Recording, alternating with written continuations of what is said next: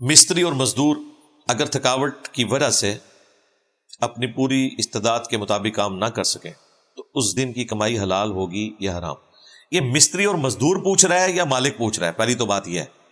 اگر مالک پوچھ رہا ہے تو اس کے لیے ڈیفرنٹ طریقے سے ایڈریس کیا جائے گا، اور اگر وہ مزدور خود ہے تو وہ تو خود، اگر مزدور خود ہے تو اسے خود پتہ ہے، پھر مالک کی نظروں میں جو اس نے دھول جھونکی ہے وہ تو اس کو پتہ ہے، آخرت کے دن وہ پکڑا جائے گا تو وہ دنیا ہی میں معافی تلافی کر لے اور اتنے پیسے لے جتنے بنتے ہیں، سیدھی سی بات ہے۔ اور اگر مالک یہ جج کر رہا ہے کہ یہ مستری مزدور جو ہے وہ کام ٹھیک نہیں کر رہا، میں اس کے پیسے کاٹوں گا، تو یہ ساری چیزیں آپ نے پہلے ڈیسائیڈ کرنی ہے۔ واقعی اس طرح ہے، یہ مزدور طبقے سے کوئی ہمارا بھی اچھا ایکسپیرینس نہیں ہوا۔ ایماندار لوگ اگر سپوز ایک دن میں 1000 اینٹیں لگاتے ہیں نا، تو بے ایمان لوگ جو ہیں وہ 300 بھی نہیں لگاتے ہیں، تھوڑی تھوڑی دیر کے بعد وہ سوٹیں لگانے شروع کر دیتے ہیں، کبھی ان کو کوئی کام یاد آ جاتا ہے، اور وہیں پہ آپ ایماندار کوئی مستری مزدور لگائے ہوں وہ زیادہ کام کر دیتے ہیں۔ تو ان کو تو خود سوچنا چاہیے کہ یہ وہ حرام کر رہے ہیں، اور اس طرح کی مکاری کے انہیں پتہ بھی ہے کہ ہم کر رہے ہیں۔ بس اس کو چیک کرنے کا طریقہ ہے کہ اگر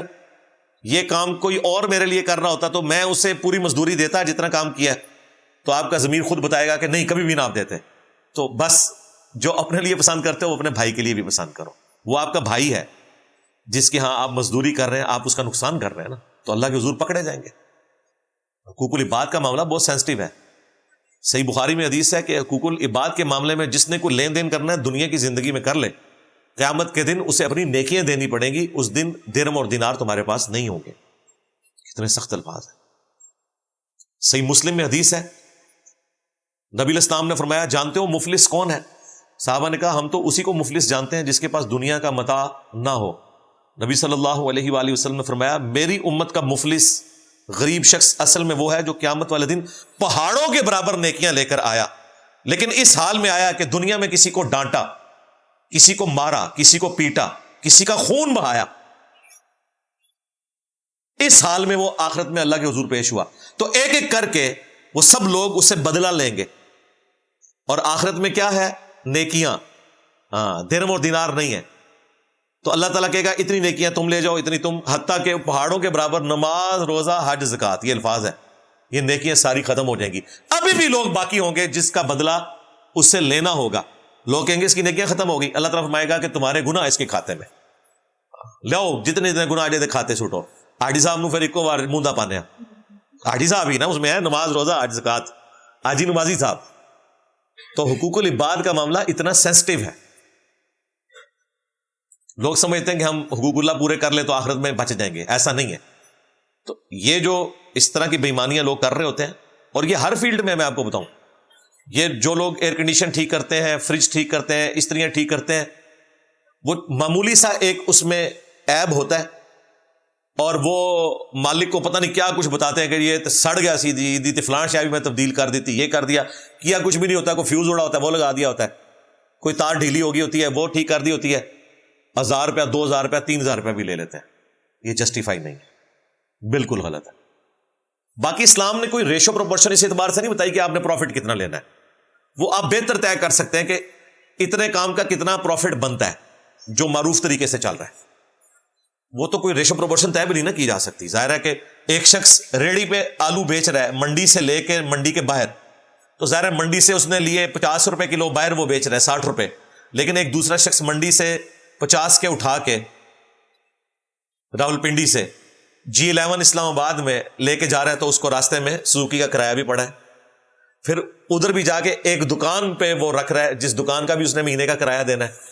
تو ظاہر ہے کہ وہ پھر 50 روپے کا آلو جو ہے وہ 60 روپے کلو نہیں بیچے گا، وہ 80 روپے، 90 روپے، 100 روپے ہی بیچے گا، ڈپینڈنگ اپون کہ جو گیون سرکمسٹانسز ہیں۔ باقی اس کے اوپر چیک یہ ہے کہ بلیک مارکیٹنگ نہ ہو، آپ 50 روپے کلو کا آلو بے شک 1000 روپے کلو بیچے، کوئی مسئلہ نہیں، آپ سے خریدے گا ہی نہیں کوئی، ہاں کون خریدے گا؟ پاگل ہوگا، کیونکہ وہ ساتھ والی دکان سے اس کو مل جائے گا، 70 روپے لے لے گا۔ چیک یہ ہے کہ بلیک مارکیٹنگ نہ ہو کہ ایک بڑا سیٹ پوری مارکیٹ کا آلو اٹھا لے اور اپنی مرضی سے اس کی قیمت لگا دے۔ اس لیے اسلام میں ذخیرہ اندوزی کو منع کیا گیا،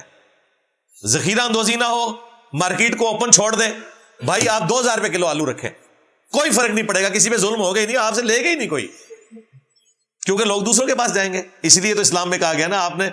کم از کم 3 دکانداروں سے پھر کے سودا لینا ہے تاکہ آپ کو ریٹ کا اندازہ ہو جائے. تو یہ جو کمپٹیشن ہے نا یہ ریٹ کو کنٹرول کر دیتا ہے خود بخود. اس لیے اسلام میں کوئی اس طرح کی ریشو پروپورشن نہیں کہ آپ نے کتنا نفع کمانا ہے. البتہ جو ڈکلیئرڈ پروڈکٹس ہیں, مثلا یونیلیور نے بتا دیا کہ جی لائف بوائے آپ نے اتنے کا بیچنا ہے, لکس اتنے کا بیچنا ہے, ڈالڈا گھی کا ڈبہ اتنے کا بیچنا ہے, ریٹیل پرائز اس پہ لکھی ہوئی ہے, اس میں آپ میرے بھائی زیادہ نہیں کر سکتے. وہ بےایمانی ہے. وہ پھر ایک ریٹ فکس ہے کہ آپ کا اتنا پروفٹ بنتا ہے, تھوک میں آپ کو اتنے کا ملے گا, آپ نے آگے پرچون میں اتنے کا, وہ فکس ہے. البتہ اس میں بھی اگر کوئی مشکل جگہ ہیں, جس طرح پہاڑی علاقے میں کوئی اوپر ایکسٹرا اس میں خرچ کر کے اپنی چیزیں لے کے جاتا ہے, تو ظاہر ہے کہ وہ پھر اس میں پیسے ایڈ ہو جائیں گے اس کی مزدوری کے پوائنٹ آف ویو سے. لیکن جہاں پہ خود یہ کمپنیاں پہنچا دیتی ہیں چیزیں, تو یہ بڑی بڑی جو کمپنی ہے, آپ چاہے پشاور میں کراچی سے پشاور پہنچائیں گے, وہ اتنے کا ہی آپ کو دیں گے جتنا کراچی والوں کو دے رہے ہیں. تو اب آپ نے پروفٹ پھر اتنا ہی لینا ہے. یہ نہیں آپ نے کہنا جی یہ کراچی کا مال میں پشاور میں بیچ رہا ہوں تو میں تو اتنا پروفٹ لوں گا. بھائی تجھے اتنے کا ہی ملا ہوا ہے جتنے والا کراچی کو, کیونکہ وہ کمپنیوں نے اس کو برابر رکھا ہوا ہے, فکس کی ہوئی ہے پرائز. تو گورنمنٹ کا کام ہے ان چیزوں کو دیکھیں.